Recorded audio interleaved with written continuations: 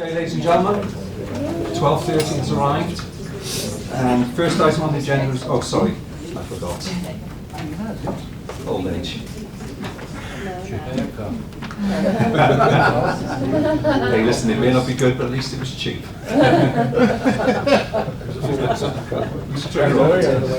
I'm obliged to inform you that this meeting is being videoed. Members of the public are entitled to film the proceedings, providing they can comply with Shropshire Council's terms and conditions, which are available today at the end of the room. If you are filming for commercial purposes, you must have first gained permission, without which you may not proceed. Any member of the public who have any concerns should raise them now. There's only you two. Any concerns? Okay, thank you. Item 1, apologies for absence. Steve Charmley, I've got, and Cecilia Motley. Is there any others? I don't think so. No, thank you. Item. I've got Steve Charmley and Cecilia Motley. Okay. Pecuniary interests. Minutes of February's meeting. Are we all happy with them? Hello. Thank you. Public questions none. Matters referred from scrutiny none. Item 6. Scrutiny reports scrutiny none. Which leads me to item 7, revenue monitoring. Michael. Leader, the period 7 review monitoring report shows a significant net overspend, or a projected rather overspend of 1.942 million.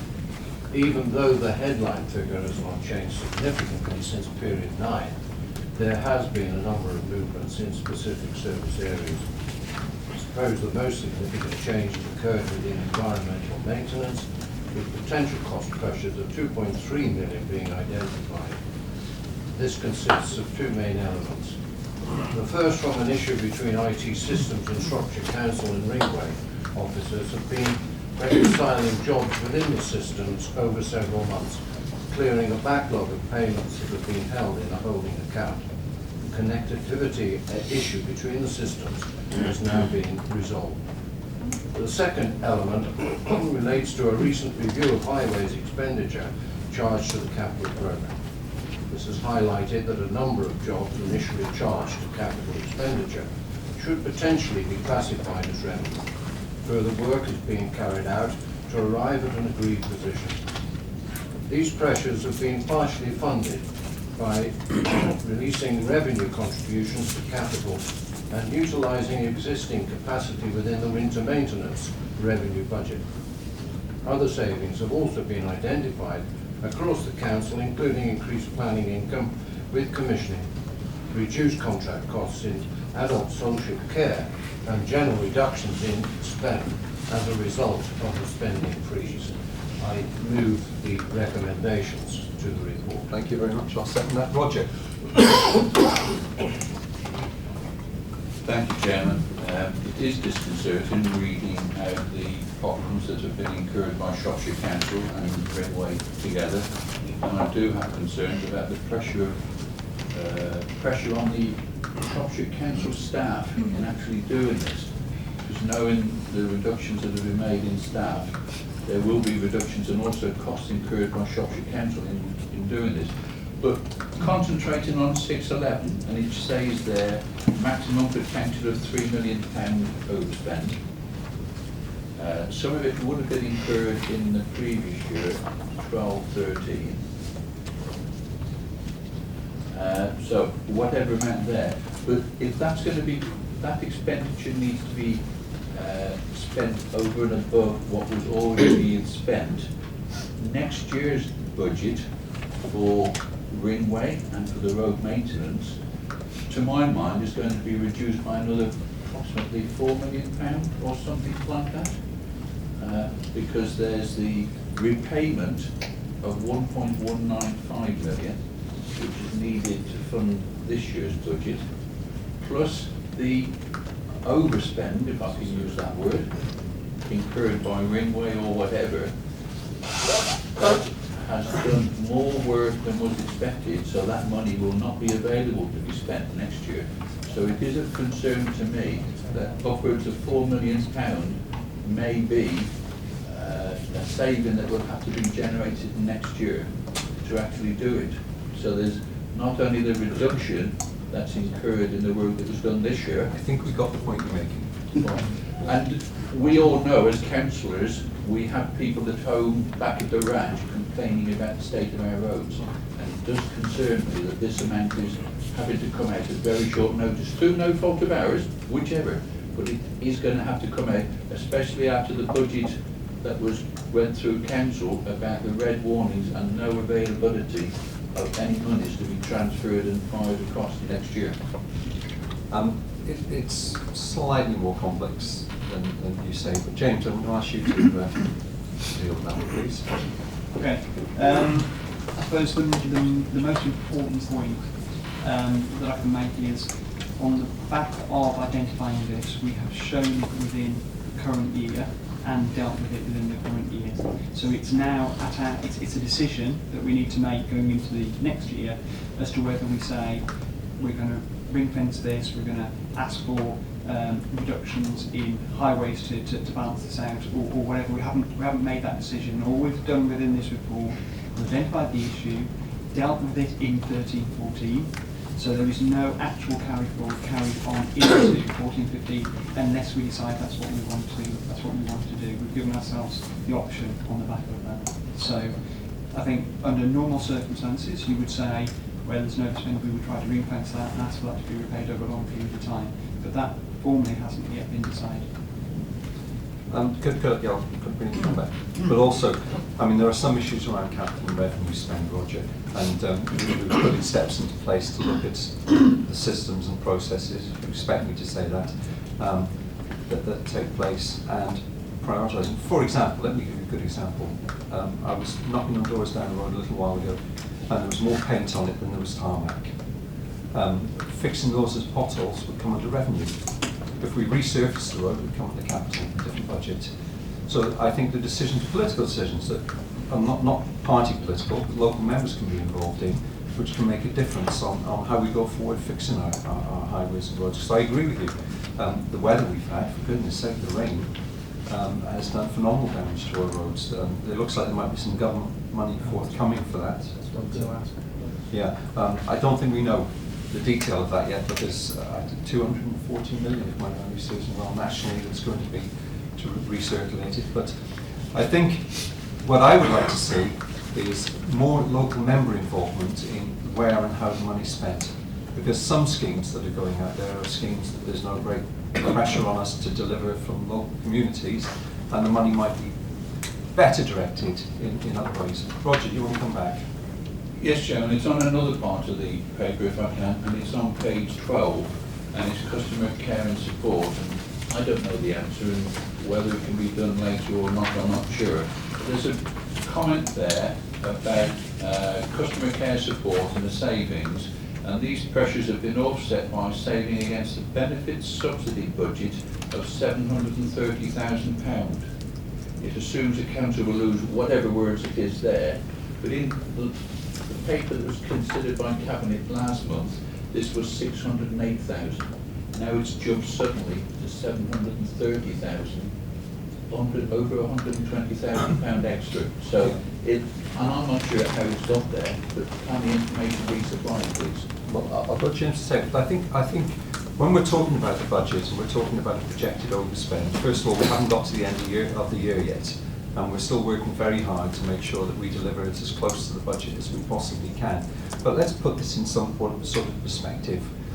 If we did deliver a £2 or £3 million overspend, it's like 0.3% of our overall budget. In the overall scope of things, it's minute. And as I say, we haven't got there yet, so let's hold fire until we do. James, do you want to make a comment on Roger's point? Just suppose you have to get back to him. Very, very quickly, the benefit subsidy, as at the previous period, there are various thresholds involved in that in terms of the amount of overpayments within that.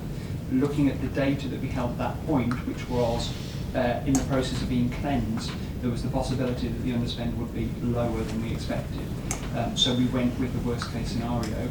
Within literally a few days of the report being produced, the cleansing had been done, and the underspend was therefore at a higher level than we would expect and that can build into the monitor at that point. Okay. I'll come back to James.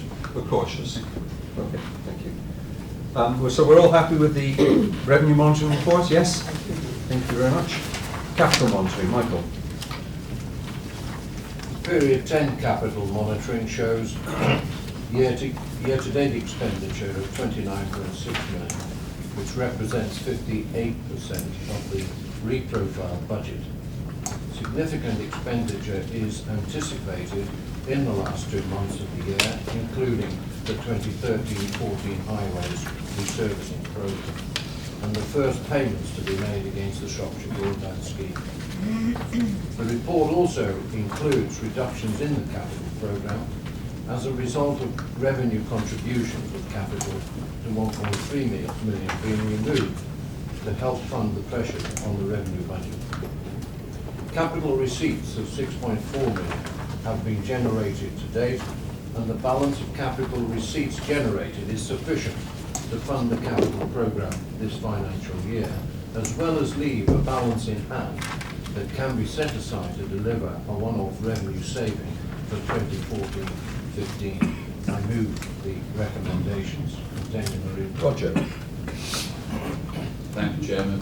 I note again that for 13-14 there's a surplus in capital of, if I were to see the figures correctly, of 6.2 million, and to be put against next year's capital, anything there.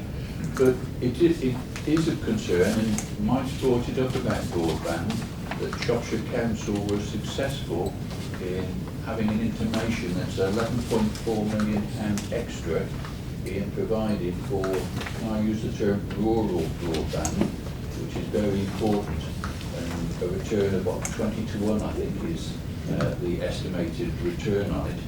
But the press release that came out used the word could receive 11.4 million because of the problems with matched funding. Can I have a commitment, or sometime in the near future, because I understand we've got to put our initial reply back to government by the 24th of March, that yes, we will be having that 11.4 and will be financed somewhere or other, because if the money's there, we need it. Well, we're meeting cross-party with Mr. Cosgrave and the rural broadband people, and I think that's a very positive step forward. But I think whichever way you wrap it up, that money is there, but it has to be match funded. And perhaps if you've got any suggestions where it can come from, you can feed that into the process. But you know the situation we find ourselves in with £80 million to fund over the next 3 years. There's no way on earth we're going to be able to match up another 11-point-something million to match fund that from within the council. Now, are there other sources of funding? Yes, there are. Might local people and communities want to get involved? Yes, they are. And we're looking at all those avenues. I don't know if you want to say anything on that, or does that cover it? It does. Just one very quick point in relation to the capital receipts surplus that you identified. All that is because of the slippage within the current year's programme, then that capital receipts will just flow into next year to cover the slippage that's then been reprofiled into next year. So there isn't actually spare capital receipts within the programme. So it's just to be clear that that isn't just sitting there waiting to be used for something else. Okay, thank you. All happy with the report? Yes? Yeah. Thank you. Anne, number 10. Determination of admission arrangements. 15-16. Thank you, Leader. We have no changes proposed to the admissions code for the community voluntary controlled schools for 15 and 16, but we still have to have approval for application from Cabinet, even though no changes were proposed. So I present the proposals and ask for support from colleagues. Roger. Thank you, Chairman. It's just confirmation and comment that Anne wishes to make on the page 2 of the report, where it says that a school in North Shrewsbury wishes to reduce the number of places that are available for children. I know it's an academy, but Shropshire Council has raised an objection. What happens? Where are we? As you well know, and as you pointed out, Roger, the Grange is part of the Shrewsbury Academy Trust. The local authority still has the responsibility for admissions, and part of our remit is to ensure that the needs of pupils within the local area, local authority, are met. I think we're looking at the pupil numbers in the primary sector, sort of forecasting future needs. But we have no power with the academies, as you know, but we are one of the consultees, and we have, as you can see, not agreed with that as part of the consultation. Thank you. All happy with the report? Thank you. Item 13A. You need to go to Z first. No, that No, was sorry. the public ones. Yeah. Okay. Cabinet is asked to approve the transfer of all services to IP&E Limited, marking an important step in the growth of the company owned by Shropshire Council. You are recommended to agree to the transfer of services, which will come together as one business unit with the working title of Change for the Best from April 2014. Change for the Best is made up of Shropshire Council's Programme Management Office and the Business Design Team, who will also work with Bright Lake, the Council's appointed contractor to support and build on work to redesign services. Extensive work takes place before any service transfers. This has shown that it makes clear business sense for Change for the Best to move into IP&E. Employees and trade union representatives have been and will continue to be consulted. The focus of Change for the Best will be supporting and advising the Council and other organisations to deliver services in new ways, ensuring that we are designed to meet customers' needs and offer value for money.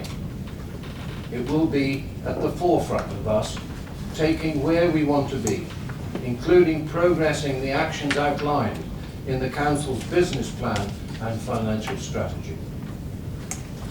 To me, this is an excellent opportunity for these services to develop, share their expertise, and reduce year-on-year costs to the Council for these activities. It also gives them a greater potential to trade and create profits which can be reinvested in services benefiting the people of Shropshire. The signals another significant milestone in the growth of IP&E, and I therefore ask Cabinet to approve the business plan executive summary for Change for the Best and confirm the services suitable for transfer to IP&E. Also to delegate authority to the Director of Commissioning in consultation with myself to negotiate and agree the service contract for the Change for the Best services and transfer of the Programme Management Office, Business Design Team and the contract with Bright Lake into IP&E. I move the recommendation. I've got Alan, but do you go first? Just very briefly, just this one point of correction on the report at 6.6.6, which states the team and their external work being novated to IP&E. Just a point of correction that the contract will remain with Shropshire Council. Okay, thank you. Alan first, then Roger. I don't quite know what's going on with this. I don't know if anybody does, but I was rung up by the media yesterday saying, what do I think about £95,000 being spent on consultants per year? And I looked at the report and it didn't have any reference to any money, and nor does the one that's on the table at the moment. But then Can I help? Can I perhaps? well, just to Well, I think it's say fair that for I me to received comment. another version of Yeah. it with the money in it. Well, There's a bit of confusion. Well, there wasn't confusion. The confusion was two reports were written and the financial details of Bright Lake were in the private session, and I felt, I took I intervened personally and said I do not think that should be in private session, I think it should be in public session. And I asked them to rewrite the report, including the figure in the public part of the meeting, because we've got nothing to be ashamed about. We've saved over £5 million, £6 million on senior management costs over the last year or so, and that's every year we're saving that. Let's be quite clear about that. So there will be times when you're doing something, you need to buy an expertise. And it's in exactly the same way as if I need a solicitor to do my house conveyancing. You don't have one sitting on the books all the time. You buy one in for a period. But I'm very conscious about how the public feel about this. And I insisted that it was put in the public papers, hence we're talking about it now. I hope you think that's a good thing. I think it's good to be transparent, yeah, and we've got a policy of declaring these things, haven't we? I mean, We have. particularly after the other, Old habits die hard, I reckon. like looking for a word, but I suppose debacle will do over Hodges and other. I got this vision of you sitting in front of the telly with Mrs. Mosley having these really strange negative conversations. I'm not praised you for. No, I only teasing on. I'm now going on to say that yes, consultancy is essential in some circumstances for a specific purpose and for a limited time scale. Yes. This one is for at least 2 years Yeah. at £95,000 a year. That's right. And there's a potential to extend it. So this is a different sort of kettle of fish to the sort of usual consultancy. It's a very long period. And I just wanted to talk about the senior staff. It does seem a kick in the teeth for our senior staff that they are not felt to be capable of doing this work. And you were saying that this work's been going on for a while now. So who's been doing that work? How long have they been with us? And how much does it cost? And one does hear rumours about other firms of consultants that are working in the reimagining, reinvention, redesigning team and providing support there. Are there any others, or is this the same? No, it's the same. It's the same. This is a continuation of work currently underway.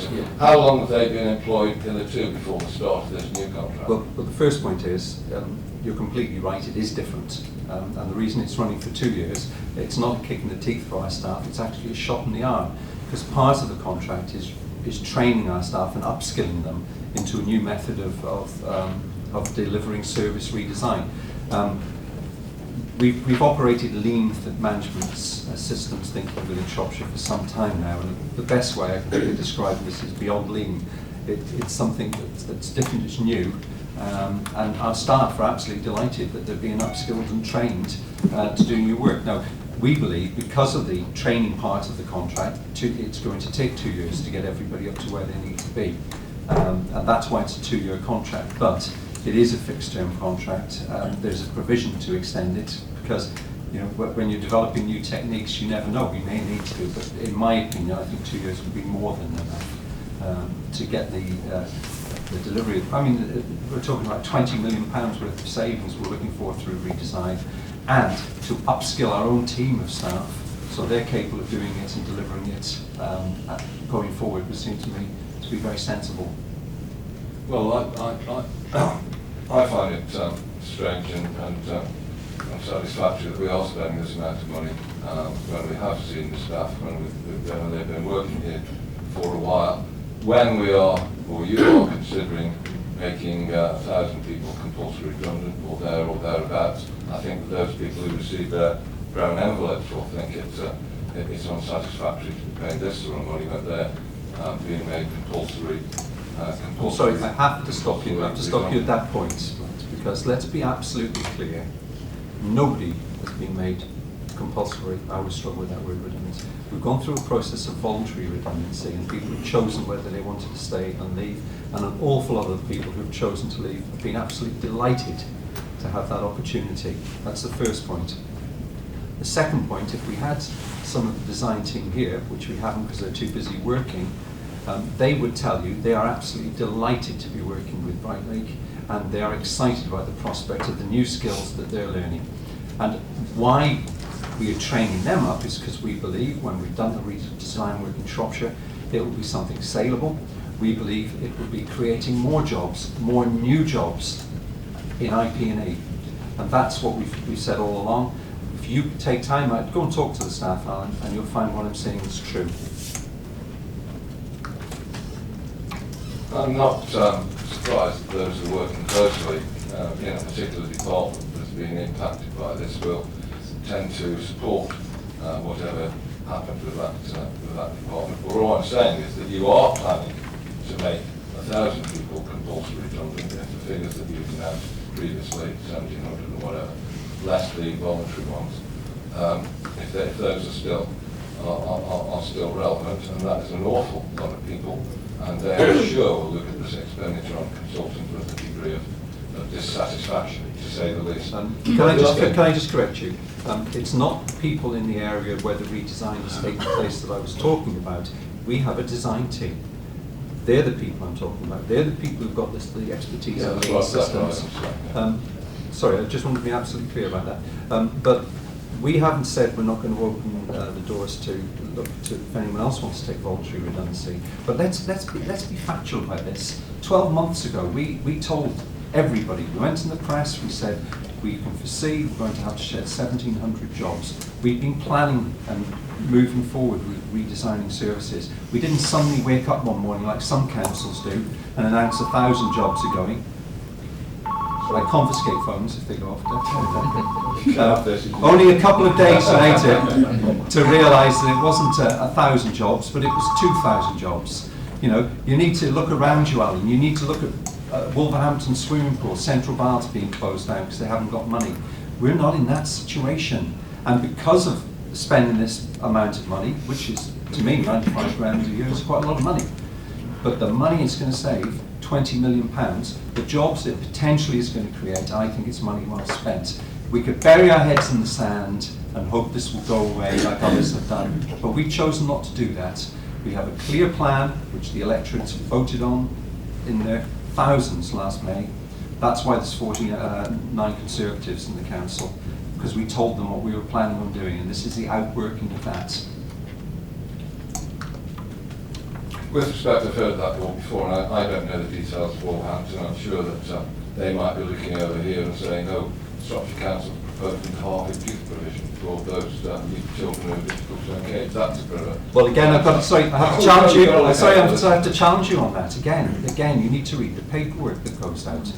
The paperwork that's gone out at the moment has 4 options in it, 3 of which are to cut sessions. The 4th option is to do something different. And the option that I prefer, and I can speak for the portfolio holder as well, even though he's more than capable of speaking for himself, is option 4. We need to come up with something different, and we will do. So it's not about cutting youth sessions, it's about delivering the youth services that young people actually want. Yeah, and more effectively, and not dumping on them things that are maybe better fixed up in the previous century. Well, it's the way in which the news of what's happening there has been managed in terms of consultation, process, because the perception that people have is of cuts and the number of sessions that are being offered quite clearly. And I spoke to you personally about this, and I'm very much involved in providing sessions and willing to talk about this. I think we can do better, Alan. There needs to be a different way. The other point I just want to make about this paper is that there's supposed to be a business plan. And I see from the Equal Ops impact assessment that a business plan went to the IP&E board on the 7th of March. What we've got is an executive summary that doesn't have one figure, that doesn't say how many staff are involved and where they're coming from, that doesn't say what the income and expenditure is going to be, doesn't say what the projected it's plan in is. part 2, which you'll see. It's in the next report. You know, the personal, it would be ridiculous in a commercial world to share the sort of details you're talking about. But yeah, I accept that, but I would have expected that to have come through as an exempt item. And it has, and it is. It is. On the It's next on the agenda. PDF? Yeah. Next item on the agenda. And we tried to put as much in the public paper as we could, but you know, there's certain things that are commercially sensitive that you'd be shooting yourself in the foot if you shared. So it is. Wolverhampton, the cuts. It said Facing Reality. That's the title of their budget book, Facing Reality. Well, we face reality. What's the total cost in Wolverhampton? A few years ago. 120 something million. In the next 3 years? And they've blown about half of the reserves by burying their head in the sand. People see reading the papers. But I don't want to Yeah, knock out the I- councils. We all do things. Well- we all do things as we think best. But the truth is, well, the point I'm trying to make is actually not being negative about them. I'm trying to be positive about us. We saw this coming. I didn't wake up, you know, and find this any great shock or surprise. We saw it coming. We made a plan. We're sticking to our plan, and this is part of the outworking of that plan. And to be quite frank, if spending 95,000 a year helps us deliver 20 million pounds worth of savings in this financial year, I should be delighted. Okay. Roger. Thank you, Chairman. Staying with the paper 13A about it, I am amazed why we're paying 95,000 on a 2-year contract. In the public domain, it doesn't say anything about break clauses, about hours of work. If we're employing them to do training, it's a very expensive training. It's to not, go Roger. down. No, it's, again, I'll be absolutely clear. It's not about just training, it's about delivering. It's delivering the redesign work. The thing that Brightlake brings to the table is a new way of systems design, which frankly no one is doing. And it's quite, we could just get them in for 95 grand a year and deliver the redesign work. But doesn't it seem much more sensible to train our people up to deliver the product that they've got? You know, it's like give a man a fish and he'll eat for a day, teach him to fish and eat forever. It's the same concept. But I see the contract actually started in October 2013, according to the report. Starting from then, the contract is for an initial term of 2 years, commencing 28th of October. You would have met them around the building doing the Yeah, redesign work. I'm just saying what's in the report. And in the Shropshire Star, I note that one of the things they've introduced is that hedge-to-hedge scheme. That's a thing that many have been advocating for a number of years. It doesn't need a £95,000 consultant to say, when a team is in an area doing some potholes, why don't they complete all the work in that area rather than have to come back next week or next month? Whether that's obvious or not, I can tell you categorically that before we got the redesign team going in there to look at it, they were doing on average 3 pothole repairs a day. That's a fact, right? Whether it's as plain as a nose in your face or otherwise, systems that were in process, and it wasn't just a matter of giving the guys, you know, go out and fix potholes. That's the end result. Now they're delivering over 20 a day. You can't knock that. That is real change. To me, that's a condemnation of the administration of this council. And how is it a condemnation of the administration of the council? When we looked at systems, if it is, Roger, it's a condemnation of an awful lot of things that the council has historically done since its existence. Because what we're finding, and what isn't, quite the reverse actually, is we're the first people actually to sit down and look at the systems and processes across the council and challenge whether they're right or not. No one else has. I never heard anything coming from the Liberals to say we should do that. Members have asked many questions many times, and I can go back through the council minutes and find them if you wish, about potholes, and we were talking about road repairs earlier on, about coming out to do the pothole in Road A, and then further down in Road A, and also around the corner in Road B, there are further potholes. Why were they not done at the time? That question has been asked many times. Roger, let's not get that bogged down in potholes. Let's look at adult social care systems and processes. Let's look in housing systems and processes. Let's look in the 100 and odd different areas of the council we're looking at the moment. Let's accept the fact that every area we've looked at, the system in place is not the most efficient and best. And let's accept the fact that we're the first administration that's taken time out to do that.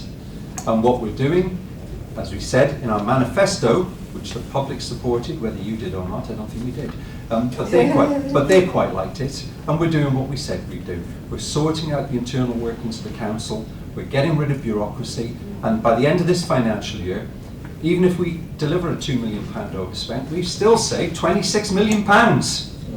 You know, come on, get real, mate. Can I come back to the paper? And that is that I'm not sure if I understood exactly what was said. One of my questions was that Brightlake, we were transferring to IP&E, and then we were buying back from IP&E. Now, I'm not sure if that was corrected in the previous statement or not, because are IP&E going to charge a management fee on top of what Bright Lake is charging? And I'm not sure if the Bright Lake contract is with council or with IP&E, and I wasn't particularly... George wasn't... Can I just... Yeah. Yeah, to be fair, Roger and Alan, I did brief you about this Yeah, contract yeah. before it went out, so this is not news.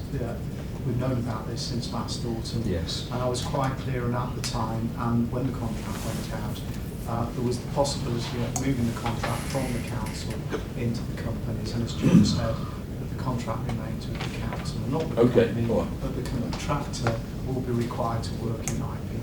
That's how it applies. Well, yeah, it was... That's what I wasn't clear about this, what George mentioned there. I just wanted actually to be clear, so the contract is with the council. Yes. Well, George. Just a point of clarification, on 6.6.6, which I was referring Yeah, to, it yeah. refers to an external piece We of already work. are working for someone else. So we're already working. We're working for providing another public services, body. which we can't name for, again, for commercial reasons. No, in the public council is, not Bright Lake. The council is working for council. another public So body. that existing contract in the cabinet report says it's been novated across, it isn't, it's staying with Shropshire Council. Yeah, because I think that illustrates the point that we've already got external work at Shropshire Council. I've got to say, well, you finished? Yeah. We don't have to make hard work of employing people to help us deliver £20 million worth of savings. Let's start getting real. You know, I remember Osprey Borough Council, I can't talk for any of the other districts, but in their last year of being council, spent £250,000 on external consultants. £250,000. Previously, and I don't want to go into the details of the who, but we all know, people were appointed without any due process, and we've changed that. We have a different guy at the helm, Clive, and he completely agrees with me that we need to be open and transparent, but for goodness sake, let's grow up. If you need expertise to deliver the savings, you've got to pay for it. The people we've got, I'm not knocking the staff we've got at all, as I've just said, they've got an external contract, for goodness sake. They're good staff, but they can't do what Bright Lake can do. So if we're going to deliver the £20 million, we need to bring them on board, which is what we're doing, and let's celebrate the fact that we're doing something positive that's going to save a lot of money. Okay, are we all happy? Yeah. Thank you very much indeed. Would somebody like to move item 10, exclusion of public requests? Seconded? All in favour?